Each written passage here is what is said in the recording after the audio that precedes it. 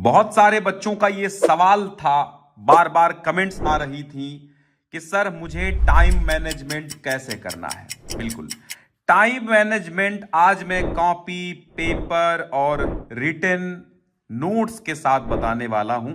कैसे करना है टाइम मैनेजमेंट। सामान्य हिंदी के हैं आप चाहे साहित्यिक हिंदी के हैं, दोनों प्रकार के विद्यार्थियों के लिए आज का ये वीडियो है बहुत ही रामबाण साबित होने वाला है। अक्सर होता यह है कि बच्चे क्या करते हैं, तैयारियां सारी कर लेते हैं, 100 आउट ऑफ 100% लाने वाले होते हैं, लेकिन उनका टाइम मैनेजमेंट ना हो पाने के कारण होता है ये कि उनके कुछ प्रश्न छूट जाते हैं और कुछ प्रश्नों के छूटने की वजह से उनके अंक कम हो जाते हैं। उनकी बुद्धि कम नहीं थी, उनकी तैयारी कम नहीं थी, उनको याद कम नहीं था, फिर भी ऐसा क्यों हुआ। तो आइए हम आपको चीजें समझाते हैं और कैसे आपको टाइम मैनेजमेंट करना है। देखिए, आपको पेपर में 3 घंटे और 15 मिनट का समय मिलता है। ये 3 घंटे 15 मिनट में आपको कहा जाता है कि आप पेपर पढ़िए, तो 15 मिनट आपको पेपर पर पढ़ने में ही दे देना है। 15 मिनट आप छोड़ दें तो 3 घंटे आपके पास होते हैं। 3 घंटे में अगर हम मिनटों की संख्या गिने तो 180 मिनट होते हैं, और अगर ये 15 मिनट भी हम जोड़ लें तो हमारे पास टोटल 195 मिनट होते हैं पेपर और कॉपी के लिए। इन 195 मिनट को हम अगर इससे 10 मिनट निकाल दें तो हमारे पास बचते हैं मात्र 185 मिनट, जिसमें हमें कॉपी लिखनी होती है। 10 मिनट हम निकाल देते हैं पढ़ने में। बहुत ज्यादा 10 मिनट से ज्यादा आप ना निकालें, मान के चलिए 15 मिनट, तो हमारे पास टोटल 180 मिनट ही बचते हैं। अगर देखा जाए सामान्य हिंदी और साहित्यिक हिंदी दोनों के 14 से 15 क्वेश्चंस होते हैं टोटल पेपर्स में, और उसी के अंतर्गत जो सारे प्रश्न होते हैं टोटल मार्क्स आपके 100 होते हैं। सबसे पहली बात यह है कि आप पेपर देख रहे हैं, यहां पर सबसे पहले खंड खा का और खा होता है। खंड का में 50 अंक और खंड खा में 50 अंकों का काम होता है आपका। सबसे पहला टॉपिक आता है हिंदी गद्य पद्य का विकास। ये बहुविकल्पीय प्रश्न पूछे जाते हैं 5-5 अंकों में, 5-5 बहुविकल्पीय पूछे जाते हैं। ये 10 अंक होते हैं। हम अगर ये मान के चलें कि अगर आपका प्रश्नोत्तर संख्या डालने में, उत्तर लिखने में हम इनमें 5 मिनट अगर जोड़ लेते हैं, तो उसी प्रकार 5 मिनट अगर हम ये जोड़ लेते हैं हिंदी का गद्य साहित्य के, और 5 मिनट हम जोड़ लेते हैं हिंदी काव्य साहित्य के, तो टोटल हमें इन पर 10 मिनट से ज्यादा टाइम नहीं देना है। इसमें राइटिंग बने ना बने, आपको इसमें सुंदर सुंदर लिखना है, लेकिन आप ये बिल्कुल पक्का कर लें कि 8 से 10 मिनट के अंदर ये चीजें आप बिल्कुल कंप्लीट कर लें। ये 10 अंक के जो ऑब्जेक्टिव हैं, ठीक है। प्रश्नोत्तर संख्या फटाफट डाल लें। प्रश्नोत्तर संख्या डालने में टाइम वेस्ट ना करें, ज्यादा सजावट ना करें, जिससे आपका टाइम बचेगा। और टाइम मैनेजमेंट ना होने के कारण ही प्रश्न छूटते हैं। आपके हाथ में घड़ी नहीं होगी, फिर भी आपका एक एक घंटे पर या तो घंटी लगेगी, या फिर आप सामने खड़े हुए इन्विजिलेटर यानी कि कक्ष निरीक्षक से भी आप सलाह ले सकते हैं कितना समय हुआ है, कितना समय सर हुआ है, सर 1 घंटा हो गया, खुद वो बताते रहेंगे आपको। तो ये चीज कंप्लीट समझ में आई। फिर आपका इस पेपर में आप देखेंगे गद्य पद्य का 10 मिनट आप यहां पर ले लेते हैं गद्य और काव्य साहित्य के विकास में। फिर प्रश्न संख्या आता है 3 में आपको एक गद्यांश का और एक पद्यांश का हल करना होता है, ठीक है। तो ये गद्यांश और पद्यांश का हल आपको कितने मिनट में करना है। 5 प्रश्नों की संख्या कितनी होगी, 5 होंगी। लघुत्तरीय प्रश्न आपके होते हैं, यानी कि उत्तर आपको इनमें शब्द सीमा नहीं होती है। उत्तर आपको लगभग 2 से 3 लाइनों में देना होता है, किसी किसी में तो 1 लाइन में ही निपट जाता है, कहीं कहीं पर तो 2 शब्दों में भी। तो इनके उत्तर हम लघुत्तरीय मानकर चलते हैं, अति लघुत्तरीय। तो 5 आपके पद्यांश आधारित प्रश्नोत्तर, 5 गद्यांश आधारित प्रश्नोत्तर मिला करके टोटल प्रश्नों की संख्या आपकी 10 हो जाएगी। और हम अगर 2-2 मिनट खर्च कर रहे हैं तो हमारे पास 20 मिनट हैं इनको हल करने के लिए। 20 से ज्यादा नहीं, 18 से महज 20 मिनट के अंतर्गत इनको हल कर लेना है। 20 तो आपकी सीमा है, 20 मिनट के अंदर ही सारी चीजें यहां पर कंप्लीट कर लेंगे। घबराने की बिल्कुल जरूरत नहीं है। आप धीरे लिखते हैं, तो 20 मिनट बहुत होते हैं। 10 मिनट में आप कर लेंगे गद्यांश, 10 मिनट में पद्यांश। पढ़ना बहुत ज्यादा होता नहीं है, 4-5 लाइनों का, 6 लाइनों का बहुत ज्यादा नहीं आता, 5 या 6 लाइनों में आपका लिखा होगा, महज 2 मिनट में आप पढ़ डालेंगे और बाकी आंसर आप 10 मिनट में, 7 मिनट में लिख डालेंगे। ठीक, ये पक्का मैं बता रहा हूं आपको। और बहुत ज्यादा ओवर राइटिंग बनाने की कोशिश ना करें, बहुत ज्यादा सजाने की कोशिश ना करें। आप ये करें कि बस लिखना है, हमें सही लिखना है, इतना आप ध्यान रखिए कि हमें लिखना है और सही लिखना है। वहां पर आपका हाथ है, कंप्यूटर नहीं है, तो उसमें घबराने की आवश्यकता नहीं है। तो ये भी बात क्लियर हो गई आपको कि कितने मिनट में ये हल करने हैं आपको। 20 मिनट में गद्यांश पद्यांश और 10 मिनट में गद्य पद्य साहित्य का विकास। आधा घंटा हमने खर्च कर दिया इन्हीं चीजों पर, आधा घंटा। अब हमारा आता है क्या, साहित्यिक परिचय। साहित्यिक परिचय आता है और ये साहित्यिक हिंदी, सामान्य हिंदी दोनों लोगों के लिए सेम रहेगा। यहां पर 80 शब्दों में कहता है, 80 शब्द से कम न हो, इससे ज्यादा हो सकते हैं तो मैं 1 से 1.5 पेज मान के चलता हूं। तो ये साहित्यिक परिचय है। साहित्यिक परिचय यहां पर 5 अंकों में आना है, तो 2 साहित्यिक परिचय आपको लिखने होंगे। तो इन 2 साहित्यिक परिचयों को लिखने के लिए आपको 20 से 25 मिनट का ही समय देना है। 25 मिनट से ज्यादा कतई न हो, वरना आप गलती कर रहे हैं, फिर छूटेंगे लास्ट में। ठीक है, तो हमने क्या कहा कि पीछे से अगर हम 2 मिनट बचा रहे हैं तो यहां पर हम 2 मिनट एडजस्ट कर लेंगे ज्यादा, और यहां पर अगर हम 2 मिनट ज्यादा दे रहे हैं तो आगे के प्रश्न में हम 2 मिनट घटा लेंगे, यानी आगे हम जल्दी करेंगे थोड़ा सा। ठीक है, चलिए, तो अब क्या बचा है, अब आपकी 2 चीजें और आती हैं। एक कहानी आता है और एक आता है खंड काव्य। अब ये खंड काव्य और कहानी, इसमें भी हमें 80 शब्दों में लिखना होगा। जैसे ये कहानी कह रहा है, ये कहानी है, कहानी ध्रुव यात्रा पंचलाइट का उद्देश्य 80 शब्दों में कह रहा है। हमें क्या करना है, हमें 80 शब्दों से ज्यादा में लिखना है या 80 शब्दों के आसपास लिखना है। कहानी आपको 1 पेज में खत्म कर देनी है। ठीक है, और खंड काव्य आपका आता है, ये खंड काव्य भी आपको 1 से 1.5 पेज में खत्म कर देना है। तो 10-10 मिनट यहां पर इसके लिए भी हैं। आप 10 से 12 ले सकते हैं, कोई दिक्कत नहीं है। 10 से 12 मिनट भी यहां पर ले सकते हैं, 1-2 मिनट की हम बात नहीं कर रहे हैं। तो इस तरह आप इसे कंप्लीट करेंगे, कहानी और खंड काव्य को। खंड काव्य में आपको अपने जिले के अनुसार ही उत्तर देना है। किसी और जिले के अगर खंड काव्य का उत्तर देते हैं तो ये आपकी गलती होगी, वो चेक नहीं होगा, और चेक होगा तो नंबर नहीं मिलेंगे, यानी नंबर ही नहीं मिलेंगे आपको।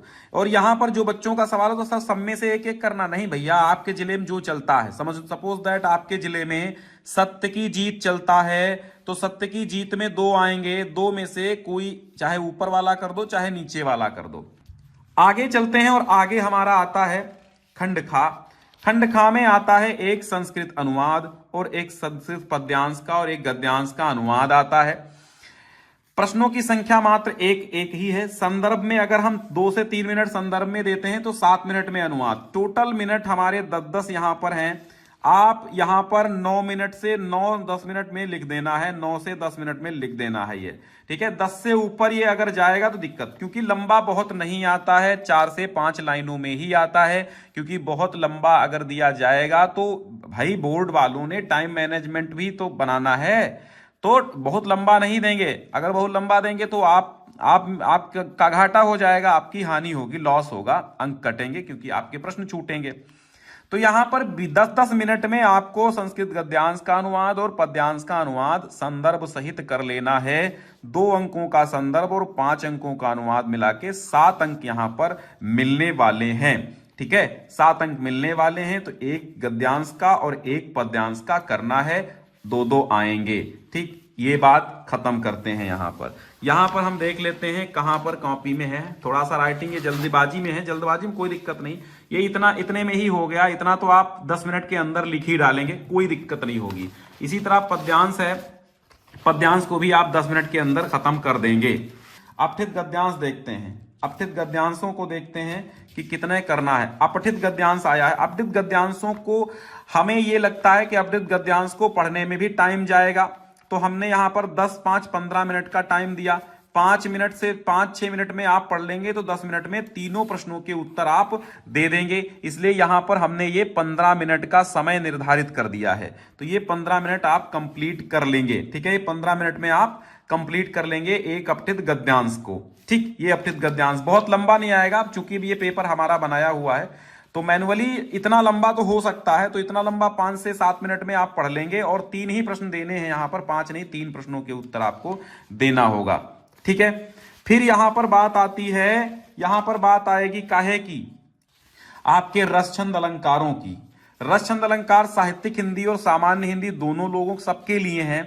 तो रसछंद अलंकारों को महज हमें 5-5 मिनट में हल करना है, बहुत लंबा हल नहीं करना है। एक एक प्रश्न होंगे सभी के, एक एक प्रश्न, यानी कि एक एक उदाहरण होगा आपका, उदाहरण प्लस परिभाषा और लक्षण उदाहरण देना होगा। लक्षण परिभाषा 2 ही चीजें लिखनी होगी।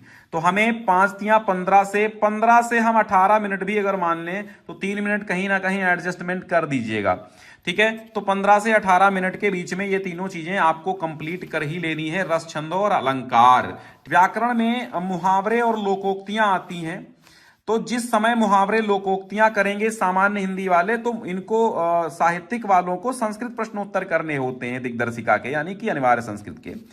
तो महज ये 5 मिनट आपको यहां पर खत्म करने हैं। एक प्रश्न इनका आता है और 2 प्रश्न इनके आते हैं साहित्यिक हिंदी वालों को। तो इस बीच में आपको 5 मिनट में सामान्य वालों को ये अपना काम खत्म करना, संस्कृत वाले उसी बीच में, साहित्यिक हिंदी वाले आप संस्कृत प्रश्नोत्तर कर लेंगे। तो बात बराबर हुई, 5 मिनट ही इन दोनों चीजों को आपको देना होगा। फिर बात कर लेते हैं हम काहे की, बात कर लेते हैं सामान्य हिंदी टोटल व्याकरण की, साहित्य हिंदी टोटल व्याकरण की। साहित्यिक हिंदी की बात करें तो 7 प्रश्न आएंगे, ऑब्जेक्टिव और सब्जेक्टिव मिला के 1 लाइनर। और सामान्य हिंदी व्याकरण के 6 प्रश्न आएंगे। तो सामान्य हिंदी व्याकरण के आपको हम दिखा देते 6 प्रश्न कौन से होंगे। ये होंगे आपके 6 प्रश्न। यहां पर एक तो होगा, 2 प्रश्न आपके होंगे ये सूक्ष्म अंतर वाले 2 प्रश्न होंगे, और 2 प्रश्न आपके होंगे 2 प्रश्न होंगे आपके वाक्यांश के लिए एक शब्द के 4 प्रश्न, और 1 प्रश्न होगा अनेकार्थी 5 प्रश्न, और ये 2 प्रश्न होंगे आपके मतलब 1 प्रश्न ये होगा वाक्य शुद्धि का। तो 6 ये मतलब 7 मान लेते हैं, तो 7 आपके भी होंगे, 7 आपके होंगे। तो टोटल हम 20 मिनट यहां पर निर्धारित किए। 3-3 मिनट में चीजें हल कर लोगे, छोटी छोटी चीजें होती हैं, उतना समय आपको प्रश्नोत्तर संख्या डालने में लगेगा, बस उतना ही लगेगा। तो 20 मिनट के अंदर ही ये सब कर डालोगे, मुझे पता है।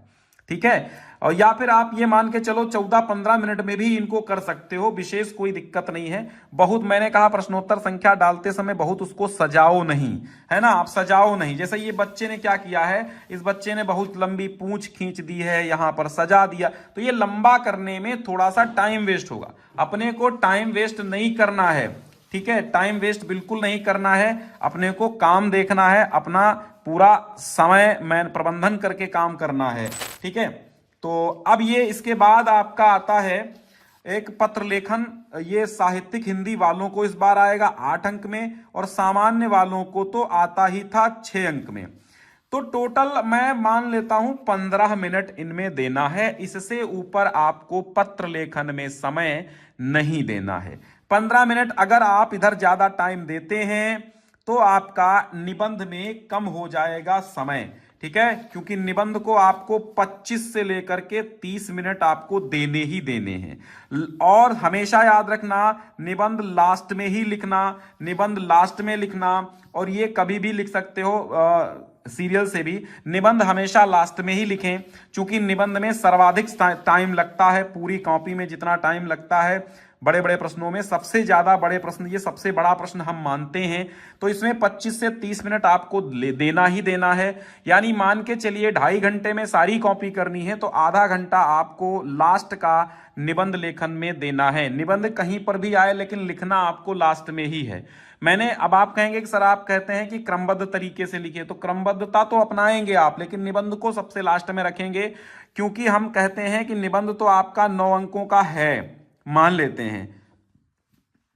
अगर कहीं निबंध के चक्कर में ठोस 1-1 अंक वाले जो आपको प्रश्न आ रहे थे वो कहीं लास्ट में छूट गए तो दिक्कत होगी। तो 1-1 अंक वाले, 2-2 अंक वाले जो शॉर्ट क्वेश्चंस हैं, शॉर्ट क्वेश्चंस को आप बहुत जल्दी करिए, जो बिल्कुल आ रहे हैं मजबूती के साथ, फटाफट आप उनको कर लीजिएगा। ठीक है, तो इस तरह हमने, अब यहां पर आपको ये भी हम दिखा देते हैं कि हमारा समय प्रबंधन करते हुए हमारा समय लगेगा कितना। यानी हमने आपको ये तो बता दिया कि इतने मिनट में ये कर लो, तो मैं देखता हूं एक बार कि कितना समय हमारा लग रहा है। 2 घंटा 45 मिनट, लगभग पौने 3 घंटा। और फिर चीजें आपको मैनेज इसी के अंदर करनी है। मैंने एक समय सीमा आपको बता दी है और सारी चीजें आपको इसी के अंदर मैनेज कर लेनी है। लगभग ये 3 घंटे का मैटर हमने आपको यहां पर बता दिया है। यहां पर रख देता हूं, एक बार आप स्क्रीनशॉट ले सकते हैं। देखो, मैं सबसे पहले हिंदी गद्य पद्य बहुविकल्पीय प्रश्न आएंगे, फिर एक गद्यांश पद्यांश आपका आएगा। ठीक है, तो यहां से आप ये 3 स्क्रीनशॉट ले लीजिए। सीरियल अब नहीं बनेगा, इधर उधर हो गया। तो 10 20 10 30 30 20 50, तो ये 50 मिनट आपके हो गए। ठीक है, ये 50 मिनट का स्क्रीनशॉट आप ले लीजिए। ले लिया आपने स्क्रीनशॉट 50 मिनट का। चलिए, ये 50 मिनट का हो गया। चलिए, ये तीनों हटा देते हैं। ये ले लीजिए 3 स्क्रीनशॉट, दिख रहा है ना? हाँ, इसके स्क्रीनशॉट ले लीजिए। तो ये 15 15 30 20 50 मिनट के ये भी आपके स्क्रीनशॉट हो गए। ठीक है, ये चीजें 50 मिनट में आपको हल करनी है। इसको हटा देते हैं। निबंध आप कितने मिनट में लिखेंगे, और फिर ये आप अनुवाद कितने मिनट में लिखेंगे। संस्कृत अनुवाद और निबंध हो गया, और ये हो गया मुहावरे और लोकोक्तियां। ठीक है, चलो भाई, ये आपको कर लेना। इतना स्क्रीनशॉट ले लीजिए, बन गया। तो 20 25 20 45 50 मिनट का ये मैटर आपका हो गया। 150 मिनट का हो गया। अपने पास 30 मिनट बचते हैं। 30, ये 35 मिनट का मैटर है। तो यहां पर टोटल हमने जो बताया है आपको, तो यहां पर हमने 185 मिनट में चीजें आपको बता दी हैं कि अब इसमें आप 190 मिनट भी खर्च कर सकते हैं। टोटल आपके पास 195 मिनट है। ठीक है, तो अब आप इसमें 190 मिनट का भी टाइम दे सकते हैं, और आपके पास टोटल टाइम जो होता है वो 195 मिनट का होता है। 5 मिनट आप इधर उधर के निकाल दो, 10 मिनट पेपर पढ़ने के निकाल दो, तो टोटल बचते आपके पास 180 मिनट ही हैं। तो इन्हीं 180 मिनट में समझ लो आपको मैनेज करना होता है। आप कुल मिला के जब आप एग्जाम रूम में बैठें तो एकदम फ्रेश होके बैठें, ना आपको वॉशरूम जाना पड़े, ना आपको पानी पीने में टाइम वेस्ट करना पड़े। पानी की पारदर्शी बोतल लेके जाएं। आप पारदर्शी बोतल ले जाएंगे कोई दिक्कत नहीं है। पानी अपना लेके जाएं ताकि जुकाम सर्दी ना हो। अगर आपको जुकाम सर्दी है या फिर कोई प्रॉब्लम है तो आप दवाइयां ले जा सकते हैं, उसमें कोई परहेज नहीं है। दवाइयां आप ले जा सकते हैं, उसकी छूट होती है। दवाइयां रख सकते हैं आप अपनी पॉकेट में या पारदर्शी पेन वाली थैली में। ठीक है, तो बहुत बहुत शुक्रिया, आप जुड़े और इस वीडियो को बहुत सारे बच्चों तक पहुंचा दो।